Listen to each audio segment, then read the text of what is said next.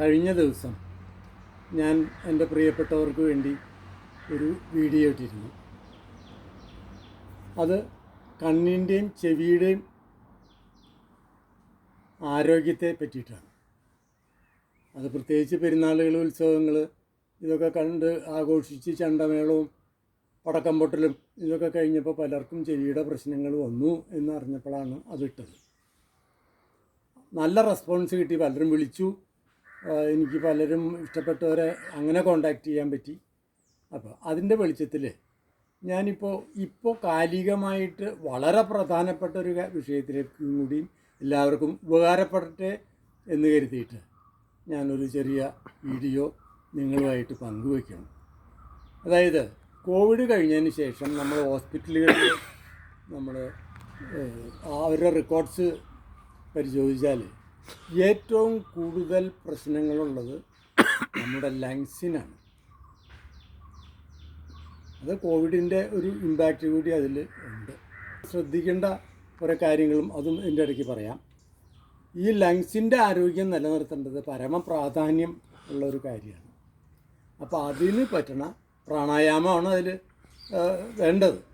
ഈ പ്രാണായാമം തന്നെ പല വീഡിയോകൾ എടുക്കുമ്പോൾ ഏതെങ്കിലും ഒരു പ്രാണായാമം അല്ലെങ്കിൽ അത് ഇങ്ങനെയായി ചെയ്യേണ്ടതെന്ന് പറഞ്ഞിട്ട് അതിലൊരു പ്രാണായാമം, അപ്പോൾ എല്ലാവരും വിചാരിക്കും ഇതാണോ ശരി അതാണോ ശരി എന്നുള്ള കൺഫ്യൂഷൻസ് ഉണ്ടാവും.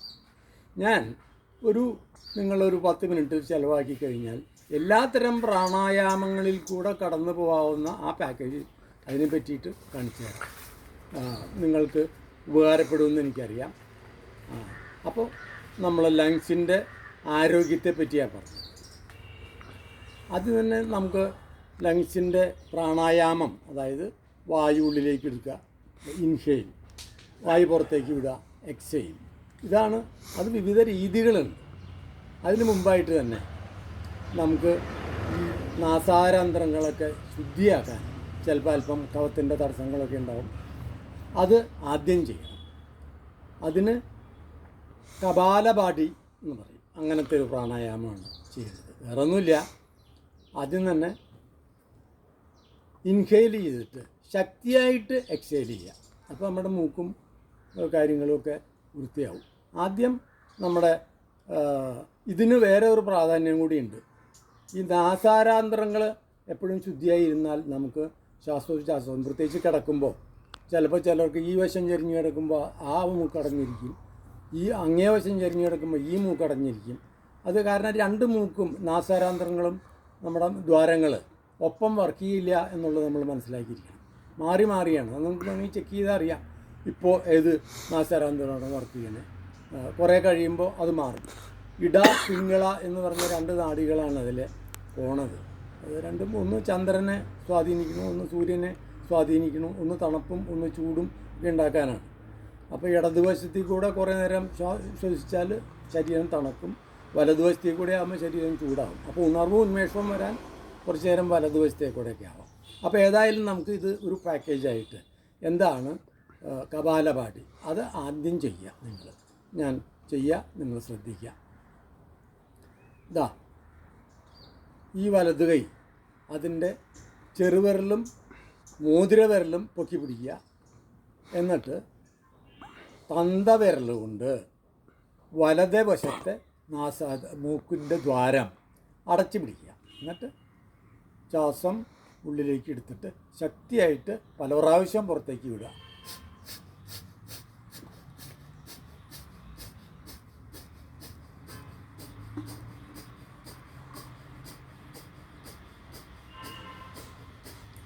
ഇത് ശ്വാസം പുറത്തേക്ക് വിടുമ്പോൾ ഒരു കാര്യം കൂടി നിങ്ങൾ ശ്രദ്ധിക്കുക.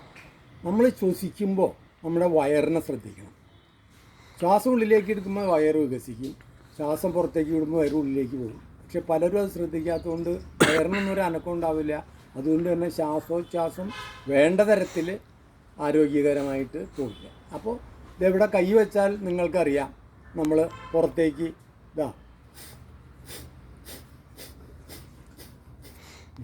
അപ്പോൾ കപാലഭാതിയിൽ ആദ്യം ഈ വലതുവശം ദ്വാരം അടച്ചു പിടിച്ച്, നാസാദ്വാരം അടച്ചു പിടിച്ച്, ഇടതുവശത്തെ ഇതിലൂടെ ശക്തിയായിട്ട്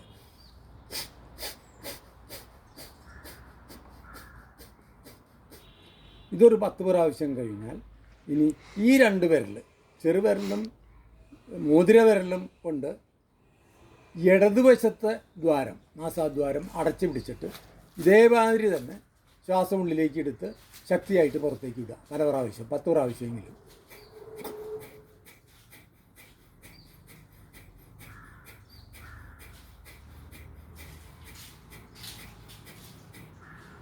ഒരു 10 പ്രാവശ്യം കഴിഞ്ഞാൽ ഇനി 2 നാസാദ്വാരങ്ങളും മൂക്കിൻ്റെ ദ്വാരങ്ങളും ഉപയോഗിച്ചുള്ള ഈ കപാലഭാതി ചെയ്യുക.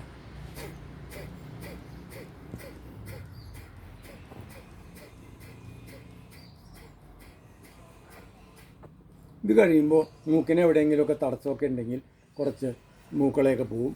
അപ്പോൾ അത് വൃത്തിയാകും. ഇനി നമ്മൾ ശ്രദ്ധിക്കാനുള്ളത് പൂർണ്ണ പ്രാണായാമത്തിലേക്കാണ് പോകുന്നത്. ഇതൊരു പൂർണ്ണ പ്രാണായാമം, അതാണ് സാധാരണ നമ്മൾ എടുക്കുന്ന പ്രാണായാമം. പൂർണ്ണ പ്രാണായാമം എന്ന് വെച്ചാൽ 2 മൂക്കിൻ്റെ ദ്വാരങ്ങൾ ഉപയോഗിച്ച് ഉള്ളിലേക്ക് എടുക്കുകയും പുറത്തേക്ക് ശ്വാസം വിടുകയും ചെയ്യുക. ഉള്ളിലേക്ക് എടുക്കുമ്പോൾ കുറച്ച് സ്പീഡിൽ എടുക്കുക, പുറത്തേക്ക് വിടുമ്പോൾ അതിൻ്റെ ഇരട്ടി സമയം കൊണ്ട് പുറത്തേക്ക് വിടുക. അപ്പോൾ ഞാൻ കാണിച്ചു തരുന്നത് നിങ്ങൾക്ക് മനസ്സിലാവും.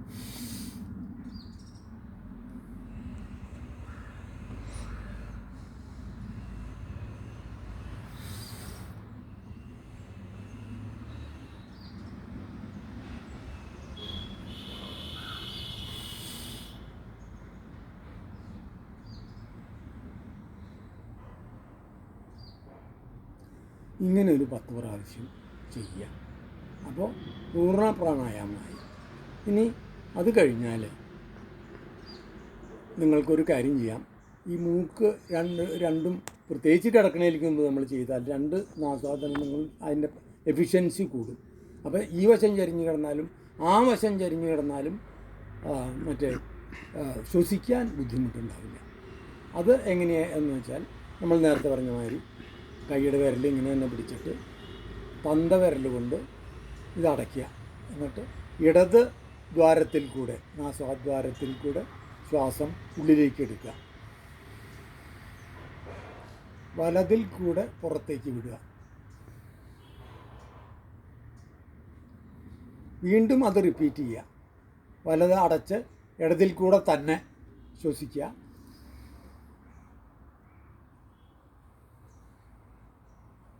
അങ്ങനെ ഒരു 3 പ്രാവശ്യം കൊണ്ട് ചെയ്യാം. ഇനി ഇടത് ദ്വാരം അടച്ച് വലതിൽ കൂടെ ശ്വസിക്കുക.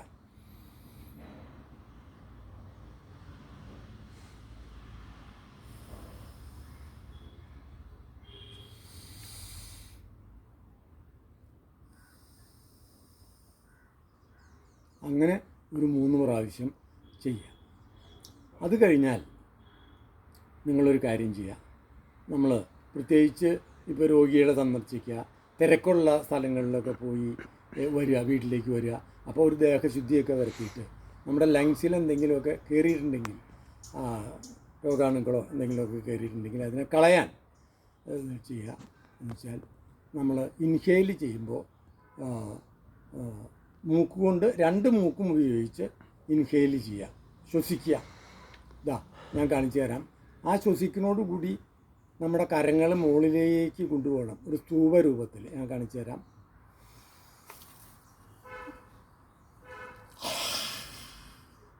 ശക്തിയായിട്ട് വായയിൽ കൂടെ ഇടുക. ഞാൻ ഒന്നുകൂടി കാണിച്ചു തരാം.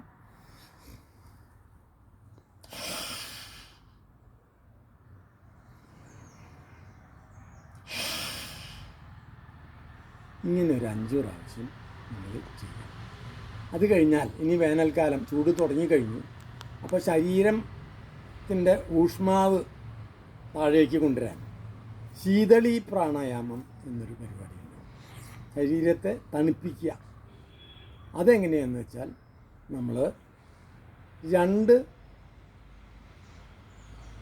നാസ്വാദ്വാരങ്ങൾ അടച്ചു പിടിച്ചിട്ട് നാക്ക് ഒന്ന് നീട്ടി ഒരു കുഴലിൻ്റെ രൂപത്തിൽ പിടിക്കുക.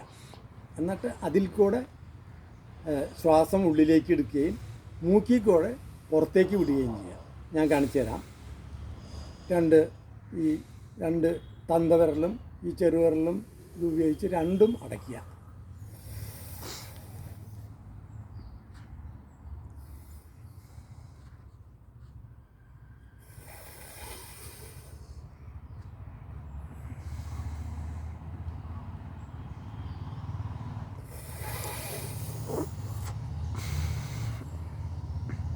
ഇതാണ് ശീതളി പ്രാണായാമം.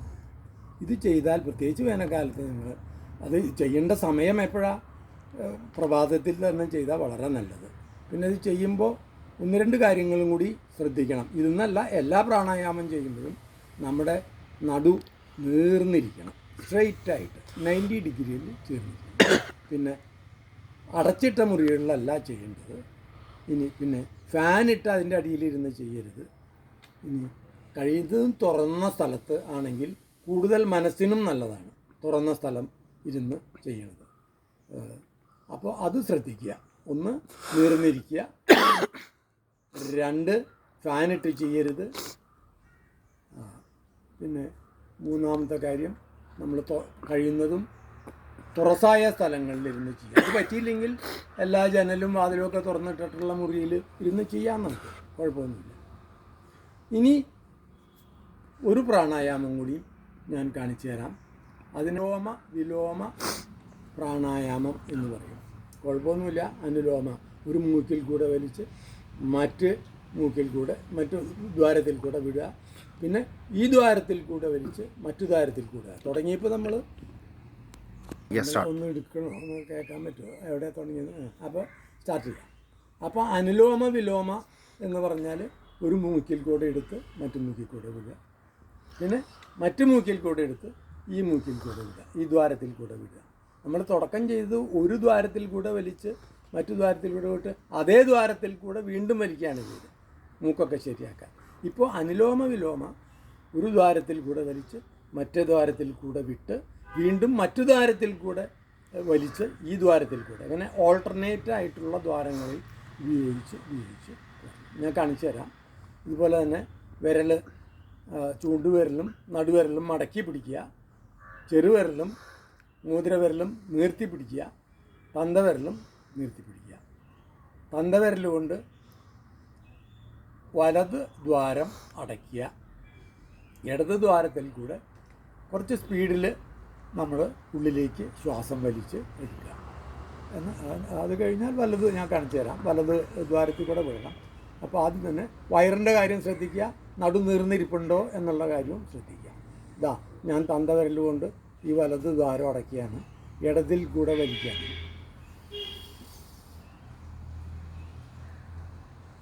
ഇനി ഈ വിരൽ ഉപയോഗിച്ച് ഇടത് അടയ്ക്കുകയാണ്, എന്നിട്ട് വലതിൽ കൂടെ ഞാൻ ഈ വലിച്ച വായു വിടുകയാണ്.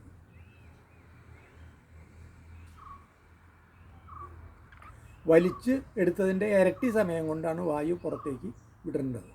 ഇനി വലത് ദ്വാരത്തിൽ കൂടി ഞാൻ ശ്വസിക്കുകയാണ്. തള്ളവിരൽ കൊണ്ട് വലത് ദ്വാരം അടയ്ക്കണം, ഇടത് ദ്വാരത്തിൽ കൂടെ വിടണം. ഇനി ഇടതിൽ കൂടെ വലിക്കണം,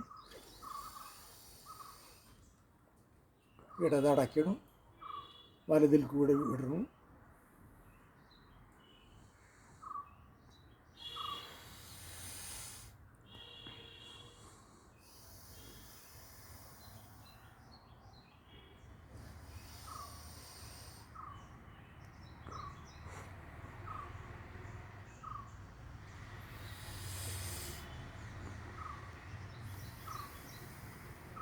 ഇതാണ് അനുലോമ വിലോമ പ്രാണായാമം.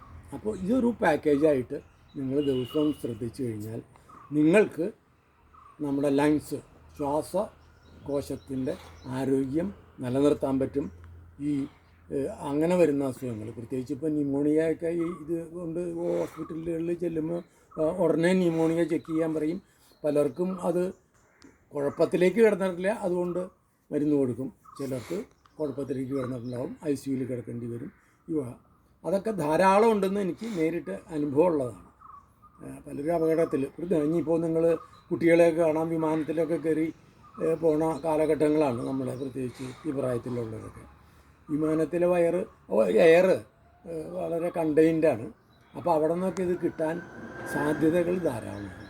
അതുപോലെ ആൾക്കൂട്ടത്തിൽ പോവുക, മരിച്ച വീട്ടിൽ പോവുക, വിവാഹത്തിന് പോവുക, മറ്റ് ചടങ്ങുകൾക്ക് പോവുക, പെരുന്നാൾ, ഉത്സവം കാര്യങ്ങളൊക്കെ ഇതിൽ നിന്നൊക്കെ നമുക്ക് ഇത് കിട്ടും. തന്നെയല്ല പൊടിയുടെ ശല്യം, ചിലപ്പോൾ പെട്ടെന്ന് വിചാരിക്കാതെ നമ്മൾ പൊടി പൊള്യൂട്ടഡായിട്ടുള്ള അറ്റ്മോസ്ഫിയറിൽ ഇനി കഴിയുന്നത് ശുദ്ധമായ അന്തരീക്ഷത്തിൽ വേണത് ചെയ്യാൻ. നമ്മൾ ടൗണിൻ്റെ നടുക്ക് കരിയും പുകയൊക്കെ വരുന്ന ഒരു സ്ഥലത്തിനോട് ചേർന്നുള്ള സ്ഥലങ്ങളിലൊക്കെ ഇതിരുന്ന് ചെയ്യരുത്. അപ്പോൾ ഈ പൊള്യൂട്ടഡായിട്ടുള്ള എയർ തന്നെ നമ്മൾ വലിച്ചു കയറ്റുക. ഇവിടെയൊക്കെ ധാരാളം തുറന്ന സ്ഥലങ്ങളും നെൽപ്പാടങ്ങളും ഒക്കെ ഉണ്ട്. അപ്പോൾ ഞങ്ങളൊരു ടീമായിട്ട് പലരും കാലത്ത് പോവും ചെയ്യും അങ്ങനെയുള്ള. അതുകൊണ്ട് തന്നെ ഈ പ്രായമായെങ്കിലും എനിക്കോ ഭാര്യയ്ക്കോ എൻ്റെ സ്വന്തത്തിൽപ്പെട്ടവർക്കോ ഒന്നും ലങ്സിന് വലിയ പ്രോബ്ലം വന്നിട്ടില്ല. പക്ഷെ പലർക്കും ഈ വിമാനയാത്ര കഴിയുമ്പോൾ, ഉത്സവം കൂടുമ്പോൾ, ഇത് ചെയ്യുമ്പോൾ, മറ്റ് അടച്ചിട്ട വീടുകളിൽ പെരുമാറിയിട്ട് വന്നിട്ട്, അപ്പോൾ ഇതിനൊക്കെ ശ്രദ്ധിക്കേണ്ടത് അങ്ങനെയുള്ള സാഹചര്യങ്ങൾ കഴിയുമ്പോൾ തന്നെ ശുദ്ധമായ സ്ഥലത്ത് നിന്ന് ഇപ്പോൾ ഈ കാണിച്ച പ്രാണായാമങ്ങൾ നിങ്ങൾ ശീലിച്ചാൽ ഈ ഇതുകൊണ്ട് ഇതിൻ്റെ ആരോഗ്യം വർദ്ധിക്കും. അതിലെന്തെങ്കിലും ശ്വാസനാളത്തിൽ, ശ്വാസകോശത്തിൽ എന്തെങ്കിലും ഇതൊക്കെ കയറിയാൽ, രോഗാണുക്കളൊക്കെ കയറിയിട്ടുണ്ടെങ്കിൽ അത് പുറത്തു പോകാനായിട്ട് സാധിക്കും. അതിനാണ് ഈ പാക്കേജ്. പ്രധാനപ്പെട്ട പ്രാണായാമങ്ങൾ ഇതൊക്കെ തന്നെയാണ്. നിങ്ങൾക്ക് എല്ലാവർക്കും ഇതൊക്കെ ഉപകരിക്കട്ടെ എന്ന് ഞാൻ ആശംസിക്കുന്നു. നന്ദി, നമസ്കാരം.